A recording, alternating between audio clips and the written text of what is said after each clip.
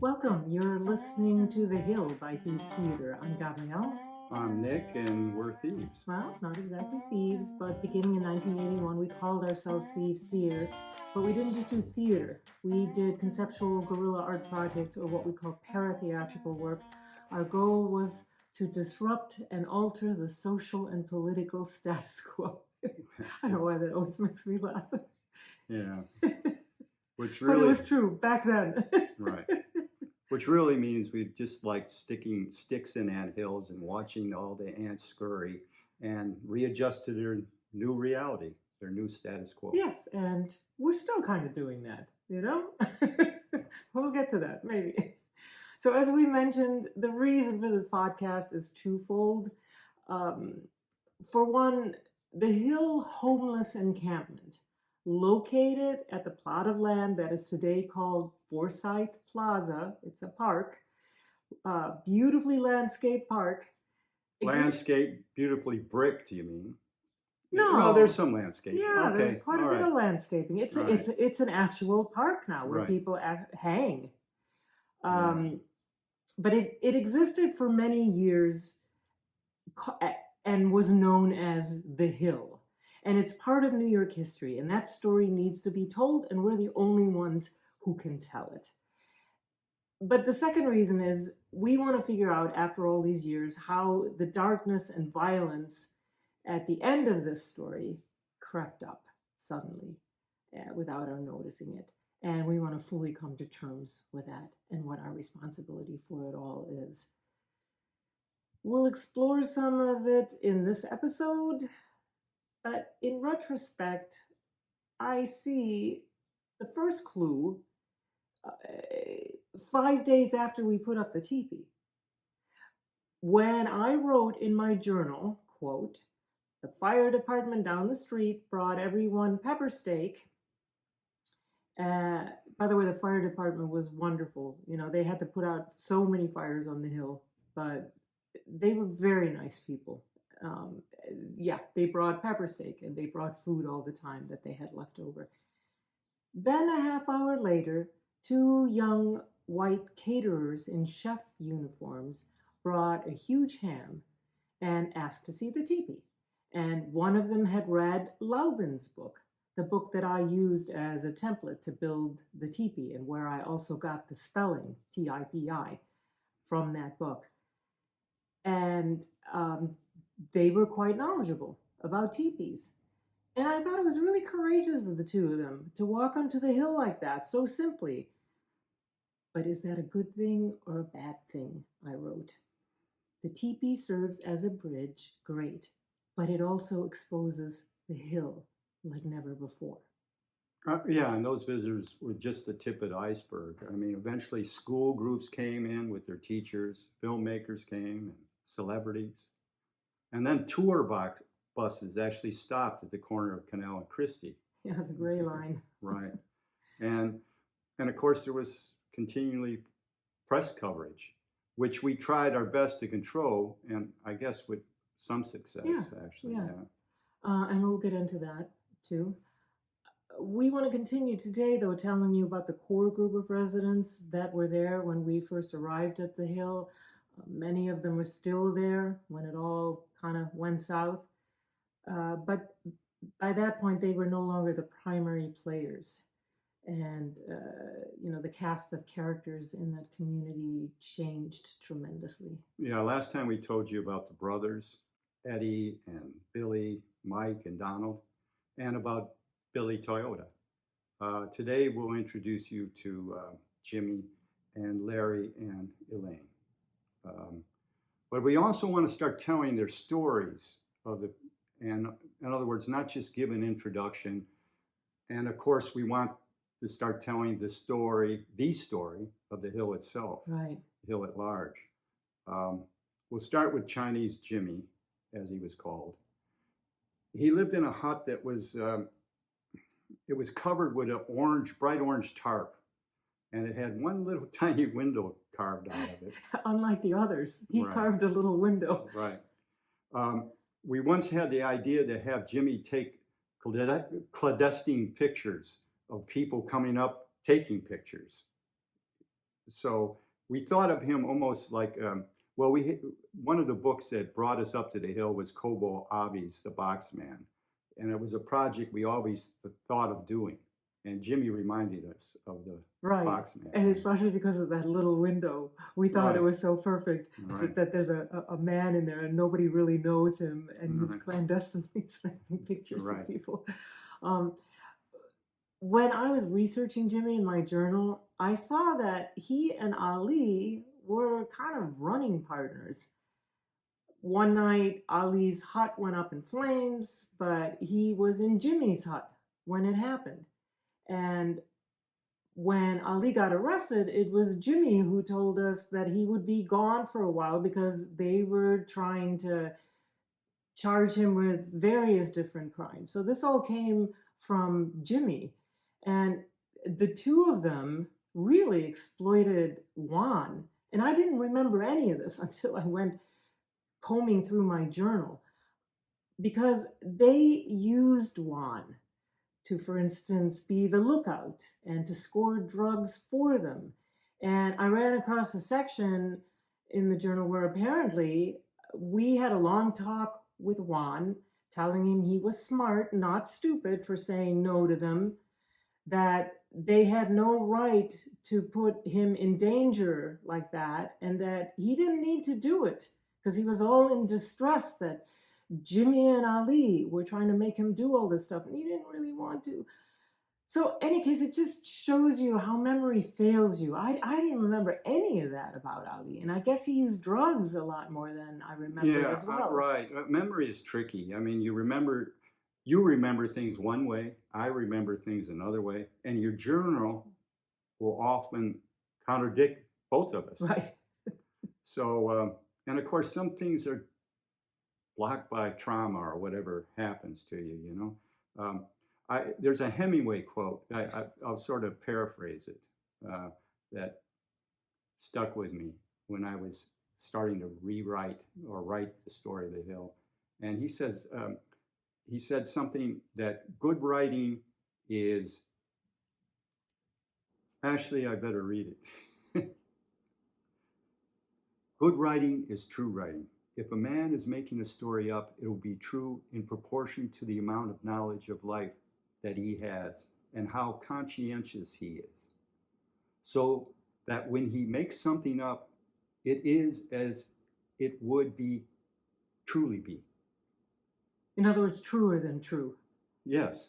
Complete truth. Right. So when I began writing the memoir of the hill, I realized that neither my memory, Gabriele's memory, or her journal had the truth. Quote unquote. Right, the whole truth and nothing but the truth, as the courtroom saying says. So I began classifying and writing what I'm now calling an autofiction of the hill. Right, autofiction meaning that you have snippets of memory and you fill in the rest. Right. For instance, I only have flashing memories of Jimmy. He didn't loom real large on the hill, but he was, is a nice guy and, very unassuming. A few days after we put up the teepee, I hung out on the hill and I was dancing and singing on the radio with him. I remember you telling me then. Yeah, and with another young black girl. And maybe a week later, Jimmy came up to me all depressed, saying that girl had died of a stroke. I remember that, but the memory that looms most is me watching him walking down the street, Canal Street, and right next to another Asian man, and they were walking pretty quick, and Jimmy was talking nonstop. And then finally they both stopped, and the man reached into his pocket and gave Jimmy a roll of bills. And I could conjecture from that what was going on. Jimmy was extorting money from illegal immigrants. All of them just working their shit jobs in Chinatown, and he was extorting money from them. And you conjectured that because a lot of that was happening in Chinatown, including Right. with the collusion of the cops, by the way, which we'll also get into. Right. Yeah, they were known for that when that corruption scandal came down. The Fifth Precinct was. Oh, I didn't know. Yeah, they were extorting money from business owners. But in any case, Jimmy, it was a nice guy, like so many people were nice guys, and then not so much, right? Right. He was a criminal exploiting. But the whole time we were on the hill, I was regularly visiting the Central Library and the local Chinese library in Chinatown there. And it was all trying to complete what I was trying to pursue in my head at the time and reflecting on, which was a mindset centered on geomancy, seeing how the land spoke to the hill and its history. So how the ghost of its history of the earth kept rising up and speaking. And I continue that research even after, now. Even now I'm continuing looking at it. And from that, it filled and completed in my mind and my memory the picture of Jimmy. And it's confused with probably this 20-year-old something Chinese Jimmy with the history of so many Chinese Jimmys at that time. Yeah.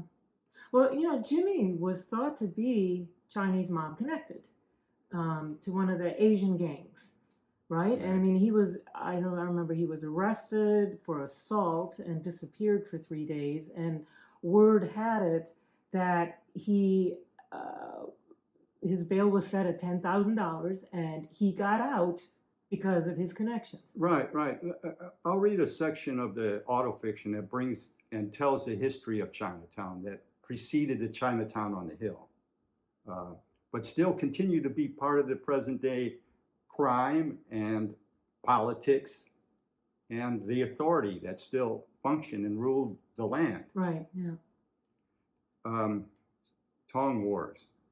By 1900, 7,000 Chinese had immigrated to the neighborhood, and 5 Points was referred to as Chinatown. The Chinese Exclusion Act in 1882 had halted legal immigration from outside of America. It was a reaction to anti-Chinese sentiment stemming from resentment about the willingness of the Chinese to work for far less money under far worse conditions than white laborers. The Tongs served both as guardians against anti-Chinese violence perpetrated against the community and as a political force in the city. The population of Chinatown at the time consisted of approximately 1 female for every 50 males. Wow. And the Tongs became the main facilitators. Every 50 males? 1 for every 50. Jeez. And the Tongs became the main facilitators for the illegal importation of women from China. And many of these women were deceived into thinking they were coming to America for marriage, but instead ending up in prostitution. In the 19th and 20th century, the rival Hip Sing Tong and Ong Leong Tong fought over control of business territories that included profitable prostitution, gambling, and opium dens. These vice dens were taxed by the Tongs to pay off the corrupt Tammany-era officials in the government. These notorious turn-of-the-century violent battles became known as the Tong Wars, lasting from 1890s through the 1930s. Their legacy continued through succeeding generations of Chinatown gangs. Today, the Hip Sing descended flying dragons engage in turf wars. Today meaning 1930s? No. Oh. Today meaning 1990, when we were there. Okay. Right. So, in the 1990s, the Hip Sing descended flying dragons engaged in turf wars with the On Leong associated Ghost Shadows and the Division Street Boys.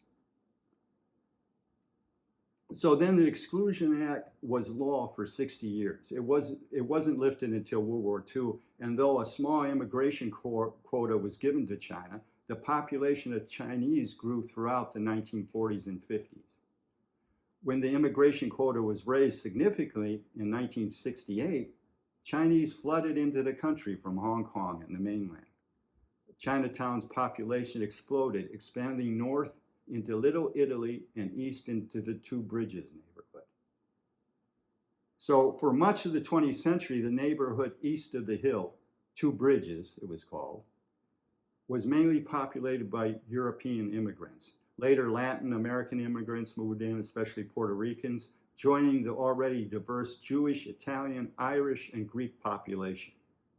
A significant number of Vietnamese and Burmese Chinese joined the melting pot. In 1980, the neighborhood became the primary destination from immigrants from Fuzhou, China. They eventually became the majority population, and Two Bridges became known as New Chinatown or Little Fuzhou. Fuzhou. Fuzhou, right. Not Fuzhou. I looked it up. Right. How you exactly Yeah. pronounce it. Anyway, these Fuzhou immigrants became part of the larger Cantonese-dominated Chinese community, but many of them were unable to speak Cantonese and had no papers. Their illegal status meant that the only work available to them was serving as sweatshop seamstresses or dishwashers, waiters in restaurants. The estimated 600 sweatshops made Chinatown the clothing manufacturer of the city. Wow. Out of necessity, many of these new immigrants turned to crime. Little Fuzhou became the center of Chinese organized crime in America, rivaling even La Cosa Nostra, and supposedly taking Cosa Nostra. Cosa Nostra. Sorry, I'm your editor. Yeah, right. And supposedly taking control of heroin smuggling in the country. An estimated 50,000 Chinese now lived in a 40-block radius of Chinatown, giving New York City the largest Chinese population in the Western Hemisphere. But when we arrived at the Hill, Mr. Lee and the geomancer, who we refer to the Chinese guy in the back, right, were the only Chinese of the 15 or so residents. So it was a very peculiar enclave to be centered in the middle of the largest Chinatown in the United States, or Western Hemisphere. The Hill was a model of diversity. It was as though all the ethnic and racial conflicts throughout history over this small piece of turf had been reconciled, as though all the ghosts of America's original melting pot had joined the living to dance again. White, Black, Asian, Hispanic, and Arab, all living and interacting with one another in like-mindedness, with a joint concern to protect the 1-acre turf that sheltered the enterprises and provided them a home, a community. Although the four brothers, the James gang, and their other Jersey white boys were the primary gatekeepers and authority, their rule was more benevolent than malevolent. Malevolent, thank you. And the kingdom was relatively peaceful.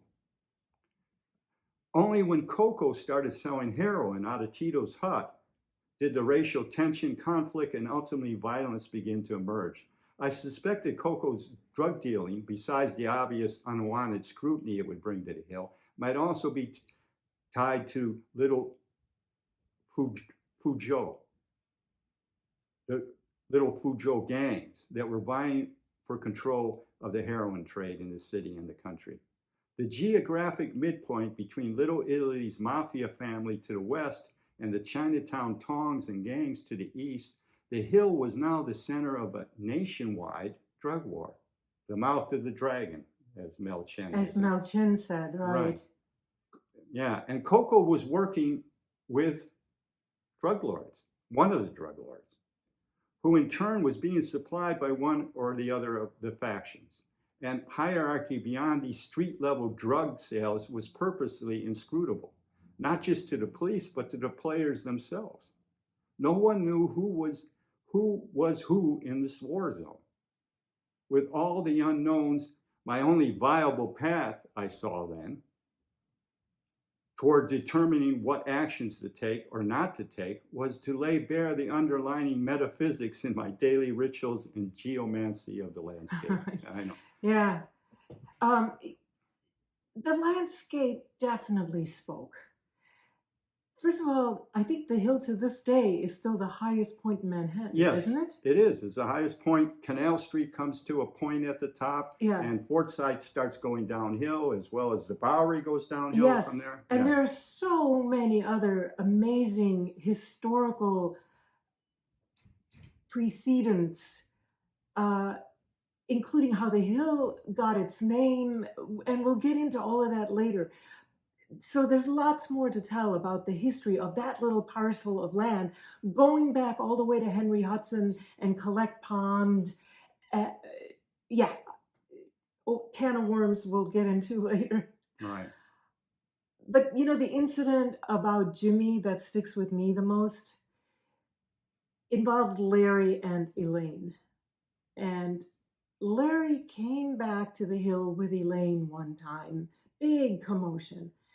Larry pimped Elaine. He was screaming at her and hitting her. Apparently, she had disappeared with a John, and he said, I could have gotten killed trying to find you. And she was crying and begging in the most heart-wrenching way. I will never forget this. I made $30 for us. Now you found me. Now you want to get rid of me? It doesn't make sense. It doesn't make sense, over and over again as he's hitting her. It doesn't make sense. And he kept all the money and was throwing rocks at her, and she was sobbing, and she finally left like a wounded dog, right, who didn't understand what she did wrong. And I wanted to help her so badly, but it was hard to know what to do. You know, it was their world. I was new to the hill. It was their agreement with each other, their kind of script to play out. But I heard Jimmy in the middle of all this, because I was also in the TB. You know, I heard Jimmy saying quietly, "Take it easy, Jim. Take it easy. Take it easy, Larry." He was trying to intervene. And Elaine, to my mind, is by far the saddest case from the hill. For a kind of complete picture, I'm just going to read you a sequence of journal entries, which also gives insight into some of the other residents, like Larry and Ace's darker side, too, by the way, which I conveniently don't remember because my interaction with him was so Well, different. yeah. And yeah. And it also, by the way, is going to briefly introduce Spencer, who is going to later on loom really large. Right. And really signifies a big shift in the hill. Absolutely. Right. He was the biggest shift. So on January 23rd, 91, about 2 months or so after we got there on Thanksgiving, later this morning, Larry was beating up Elaine again. "Don't do it, Larry. Please, don't do it," she begged, as though trying to save him from himself. I wish I could describe her voice, her pleas. They were so heart-wrenching, so desperate. They felt like, in the present, they feel like they have all the guilt of the world as their object. She's like Roma B from the Fassbinder play that we did, Trash the City and Death. Fassbinder said she needed the beatings to feel alive, to feel loved. That's what that reminded me of. Then on March 17th, I said, "Elaine, hi. I'll suck your dick later. First, I want the hit that I paid for. I get another hit." I think she's about 24, Larry maybe 28. April 3rd, Larry and Ace got into a fist fight today. Of course, Larry was winning when they were pulled apart. Ace is much weaker. It had to do with Elaine somehow. Also, there's a woman staying with Juan who Larry fucked, which got Elaine screaming. April 7th, asked Elaine, who it turns out has painted a lot, to draw with me sometime. I was trying to engage her. You know. Well, you got to know her pretty well. Yeah. April 9th, Elaine brought her mother up to the hill. Hmm. Why? I wrote. Elaine was a mess. High, drunk, whatever, running around barefoot with a bloody nose somebody had given her, hassling people walking by and driving by there at the stoplight. I don't know that I've ever seen anyone more tortured than her. Her mother, an obviously fairly well-off, educated woman, was trying her best to attend to Elaine and not letting and not let anything on that might anger her daughter. God only knows their story. May 8th. Talked to Larry for quite a while last night, trying to get a handle on Elaine and her drug problem.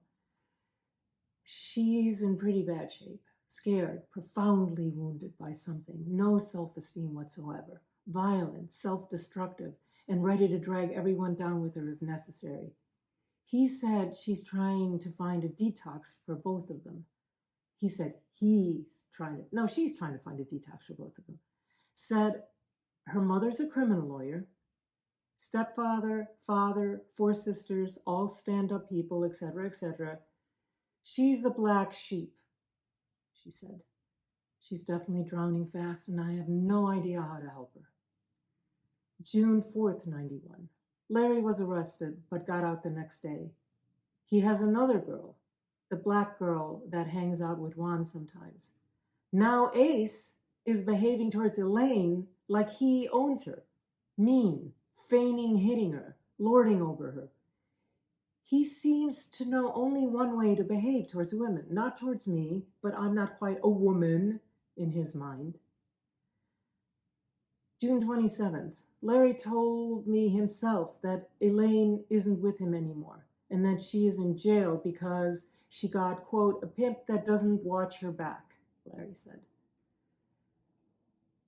September 23rd, 91, Elaine went into a program on the 17th and to honor her mother's birthday.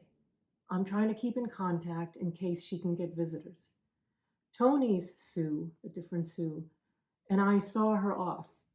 She said her goodbyes, and then she hugged us so affectionately that we all cried as we encouraged her never to come back here. She gathered her belongings, got into a cab which Spencer paid for, and we waved as she drove off. October 1st, 91. Haven't heard anything from Elaine. Her mother won't call me back, despite repeated messages. She probably doesn't trust me. I can't blame her. How should she know who I am? 2 days later, October 3rd. Turns out Elaine never went into detox at all. Sue told me yesterday. No wonder her mother never called me back, and Elaine's avoiding me. Have decided I need to be harder with her while still showing faith in her. She's gonna die before she's 30 at this rate. I hope it's not too late already. March 30th, 92. Spencer told me... Wow, that's like how many months later? Yeah, Yeah. from October 3rd to March 30th, 92. Yeah, Didn't hear anything, Yeah. you know. Spencer told me that Elaine, so Spencer was in touch with Elaine. So he claims. So he claims. Right. Spencer told me that Elaine went to Mississippi with somebody a few months ago. No one ever called me, neither she nor her mother. She overwhelms me with sadness. I've never known anyone in that kind of pain, and it's hard for me to even talk about it.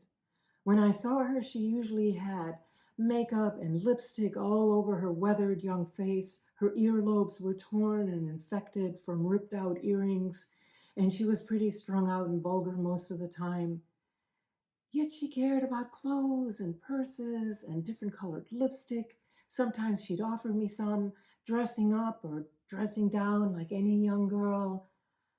Months ago, before the art exhibit, I went with her to her mother and stepfather's apartment in Soho. Oh God, this was so sad.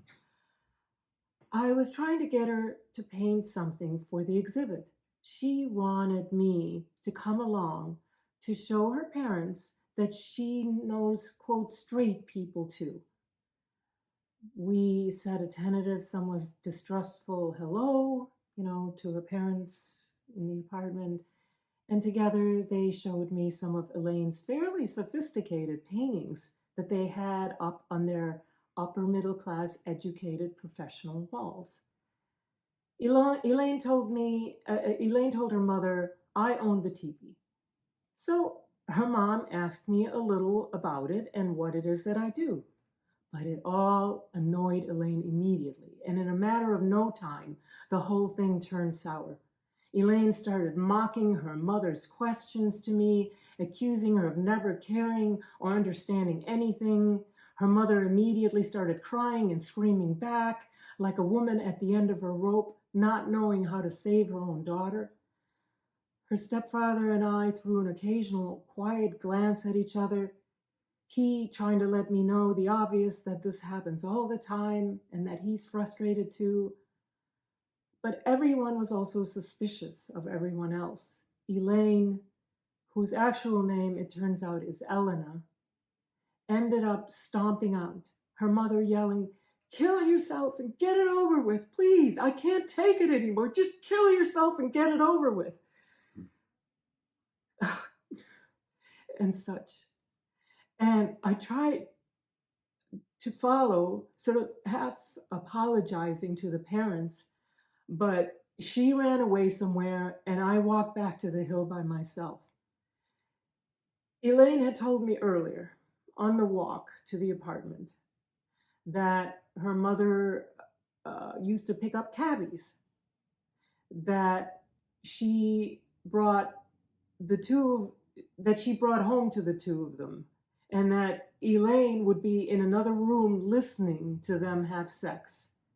Elaine and I would have casual conversations sometimes, the kind that any two 90s women might have, using psychobabble to self-analyze. I never got even a partially complete picture, only tossed out hints, but it was obvious that there were lots of secrets, lots of scars, and even more guilt between her and her mother. Ultimately, all I remember about her will be her voice when she was crying and pleading with Larry that day not to send her away. Right. Yeah. It still moves me to this day. Right. There's nothing I could do to help. Nothing.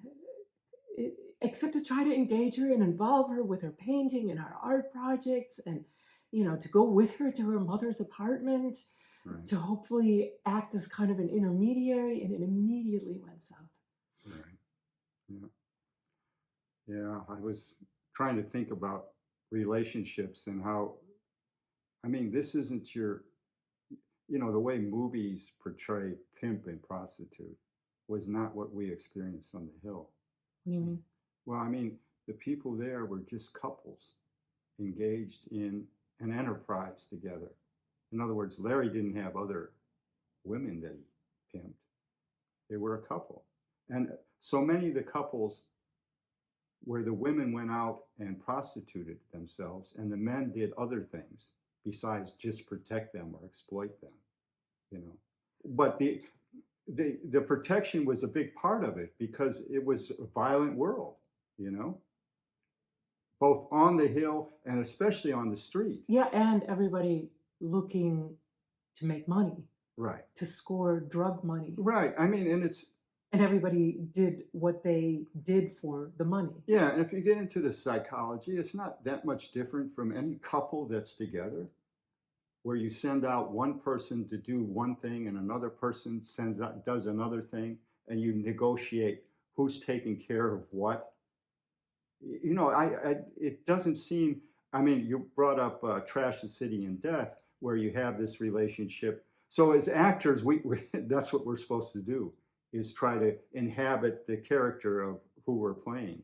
So I always was thinking of, when I looked at these couples on the Hill, how does it relate to me and Gabriele? How are we similar? And there's a lot of parallels, but yeah, okay. Name an example. Well, for instance, if we're riding in the car, remember I told you not to start giving when you get mad at the driver, you're riding shotgun and you're giving a driver the finger or yelling at him or something like that, Yeah. right? Yeah, Nick would always tell me, quit doing that. When we pull over at the stoplight and they get out of their car, it's not you they're going to beat up, it's me. Right, exactly. Yeah. I mean, that's one instance. Yeah, but that's not an instance of No, or another. exploiting, you know. Yes, it is. I mean, it's like when we were looking for apartments in New York or something, I'd send you to the real estate agent, or no, to the superintendent of a building. to get See- to get to know them, because I presented a more sort of No, you were female. End of story. And the superintendent was male. And Yeah. I'm thinking in my head, well, maybe he thinks he's gonna. But I was also working in an office, and you were doing man Okay. with man. Yeah. Right. Well, whatever. But yeah, okay, I get it. Yeah. So it's kind of it's kind of a pimping relationship, you're saying, in some ways, that you use each other to Yeah. gain what the common. Right. Yeah. And couple so needs. and you're living now with pimps and prostitutes, but they're couples. They're not movie pimps and prostitutes. Right. I mean, one time They're real. Larry did pick up another girl, and Elaine got really mad, but that's because they, as a couple, broke up. You're right. Yeah. Yeah. All right. Well, I mean, exactly. It involves more violence, clearly, and it's sexual. So I'm not sure it's quite comparable, but I know what you're saying. Okay, you're doing that resting bitch face. Yeah, I'm not. What am I saying? I'm not saying anything. That you're trying to understand the psychology of others. You know, Yeah. I'm talking about, trash the city in death and getting into character. You know, are you going to be a phony person? No, you're going to relate to who you are I see what you're saying. and what you are, and you understand what their relationship You is. understand it in the sense And- that you're trying to take something from your own world that is comparable, so that you can understand a world that is not yours. and in the end, the world is not much different than yours. It's not much. Yeah. I mean, it's stigmatized in a different way. Selling yourself for sex is stigmatized. Exploiting a woman to sell herself for, you think it's exploiting, but it's not. Right. Because they were also protecting the women, even Right. as they exploited them. And the women went out all by themselves because it was their way of making a living, versus breaking into cars or breaking into, stealing suitcases at the airport Yeah. or something. Not that you want to make Larry or other pimps honorable in any way. Yeah, I guess that's what I'm balking against. a Yeah, little bit. right. Of course. No, they're scum. They're lazy fucks in my mind. Sure. Yeah. And they're not even that, violent. You know what I mean? They don't do their job, or if violence is a job, they don't do it that well, because you can see the times that there were fights or altercations up there on the hill, how they weren't that good at what they were supposed to do. Right, yeah. Whatever. Let's see. All right, so the next time we're going to cover the rest of the initial core residents. But until then, thanks so much for listening to the Hill by Thieves Theater. And if you like what you hear, don't forget to like, subscribe, and to hit that bell so that you know when our next episode is out. And check our website at thievestheater.org, where you can also buy Gabriele's book Yes, right there. and sign up to our mailing list. And follow us on Instagram and Twitter at TP on the Hill. That's TIPI on the Hill. Thanks for listening, guys. Thanks.